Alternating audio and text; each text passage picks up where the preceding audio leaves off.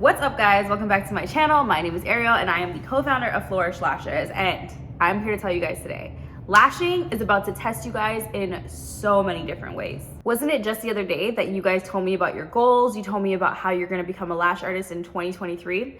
Well, it is March and I can guarantee that a lot of you guys are feeling frustrated. You're feeling like it's time to give up. You're discouraged.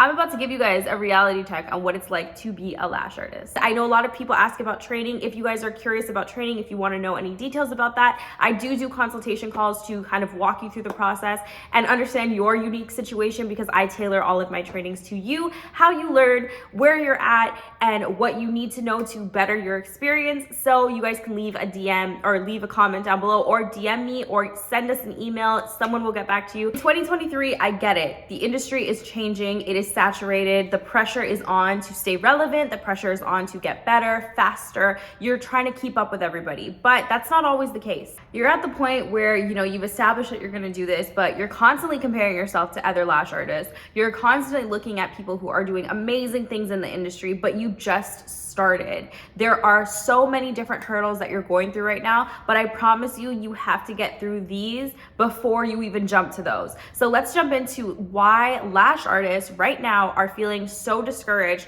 and how we can fix that. We talk about it on a regular basis that lashing is a luxury service. It is a luxury service, which means that there is a luxury price tag attached to it. So there's a lot of pressure to stay in business, and a lot of times lash artists feel like their services are not valued as high as other beauty services, and that is absolutely not true. It's all about how you perceive the actual service yourself and what you're giving to your clientele. Let's start kind of at the forefront of this issue. And a lot of times it comes down to bad retention. Usually bad retention is where you get the rap that maybe you're not a good lash artist, or maybe someone else is better than you, or maybe you feel like that's why clients aren't coming back. They're here for a one and done, and you never see that client again, but you see them getting lashes all the time and they're like, why are you not coming to me? A lot of times, like, we get super frustrated, and I get it. Like, it gets so overwhelming, and you feel like you're not picking up the skill. You feel like you're not being able to actually create the sets that you've seen, but you're out here comparing yourself to lash artists that have been doing it for 5+ years, or have been doing it for X amount of time, but they're taking a ton of clients on a regular basis, so their experience is there. You cannot compare yourself to those lash artists, because you are in the process of learning. You are in the process of getting there. You have to trust the process, because the more you do it, the better you get.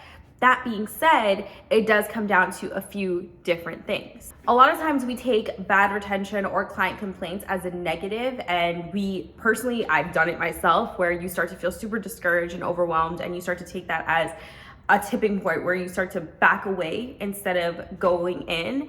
And that is absolutely not the way we should look at it. When you get complaints about bad retention, or you have a client that's complaining about something, this is the point where you need to dive deeper. This is where you actually need to say, okay, great, let me embrace this in every which way that I possibly can to make myself a better lash artist. That's how you're gonna grow. That's how you're gonna become a great lash artist. And that's how you're gonna be able to troubleshoot and elevate and really take every experience and learn from it. That's the goal, is taking all of the experiences that you're starting to develop and make and learn from each and every single one. And that's how I grew as a lash artist. I took every single client as a learning curve. I made sure that I took something from every set I did. I made sure that I was trying something new, even if it was a tiny little thing, a little shift. It was all in the idea of becoming better with every single client. That being said, when we talk about embracing the challenge and embracing the issue, that means that we have to be doing everything that we can to help the issue or correct the issue. So that means, let's say your client's having bad retention. At the end of the day, if you're having bad retention, you need to troubleshoot that. And there's usually a few reasons why. It's either the lashes are dirty and they're not being cleaned, or they don't have any primer. The lash itself is not holding on to the extension. And then the other issue is that maybe you're not using enough adhesive. That's usually the biggest one, is not using enough adhesive, because people feel like you're gonna get those clumpy bases and all that kind of stuff. And yeah, that's true, there's a fine line, but you have to be using enough adhesive itself to actually adhere the lash. And then the other thing is that maybe your adhesive isn't actually working for you, because you are personally not checking the characteristics of your adhesive to make sure that it matches with you. Okay, I'm gonna give you guys an example here. So this is our Infinite Bond. This is our Infinite Bond adhesive. Oh wait, there's a camera. Why the heck is it? Oh, there we go. This is our Infinite Bond adhesive.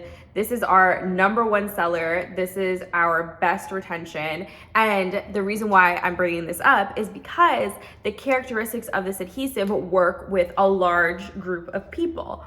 So dry time. Dry time is so freaking important. You need to know your dry time because that works with your hand speed. So if you're lashing at a certain speed, you need to make sure that you're using an adhesive that can lash at your speed, which means it's not curing too fast and not curing too slow. It's going with you. That's why I always talk about it being a perfect formula, because all of these things matter. There's so many variables when it comes to lashing. It's not just pick up a tweezer, grab some glue and start throwing on lashes. It's about understanding your products, understanding the service, and understanding the anatomy of the lashes to make sure that you are providing the right service for your client where you're gonna get the best outcome, not just in the look of the set, but the retention and the way that the lashes sit on the natural lashes. It all matters. So drying time, super important. Then we have our retention time, which is 6 to 8 weeks. 6 to 8 weeks means that the lashes are supposed to last up to 6 to 8 weeks. But of course, due to the lash cycle, it is not gonna last 6 to 8 weeks. It just means that if you were to apply this to a lash, it will bond on that lash for 6 to 8 weeks, as long as it's used enough adhesive and the lash is clean. Then we have your humidity, which is 40 to 60% humidity in this case here. See, is it not? Okay, it's not focusing. Okay, so 40 to 60% humidity range with our Infinite Bond here. That is also important because you need to understand, again, variables, so many different variables. You need to understand your climate, your humidity, where you're lashing. Are you lashing upstairs? Are you lashing downstairs? Because the humidity is different. Do you have a hygrometer to read your humidity levels?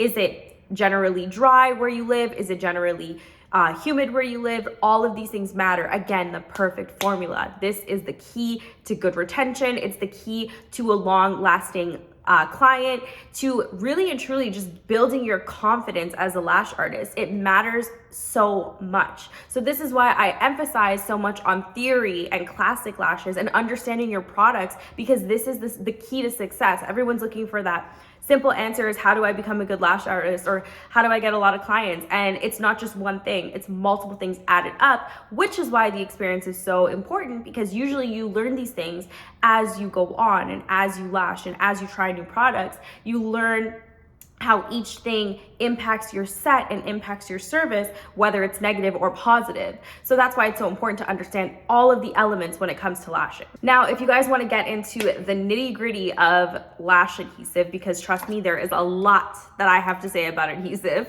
I do have a video specifically on that I will leave in the description below. I think that everybody should know how adhesive works and understand it before they even think about applying it onto somebody, because it is not what you think it is. Okay, the reason why I wanted to go through this is because I really want to make sure that you guys understand the importance of all these things, but also don't be discouraged. If you are feeling discouraged, it's okay. It just means that you need to reevaluate. It just means that you need to kind of pour more into it. And honestly, if you came and found this video, you are already on the right track. Like, amazing. It's amazing that you even looked for this video, because it means you're trying to better your service, you're trying to better yourself, you're trying not to give up. So I'm trying to tell you guys, don't give up. You just need to work a little harder on gaining the experience, understanding each product. And like I said, this is not something that happens overnight. This is not something that you can just pick up like that. As much as these trainings make you feel like you can become a lash artist in 2 days, that is not the case. You can be certified, you can have the title,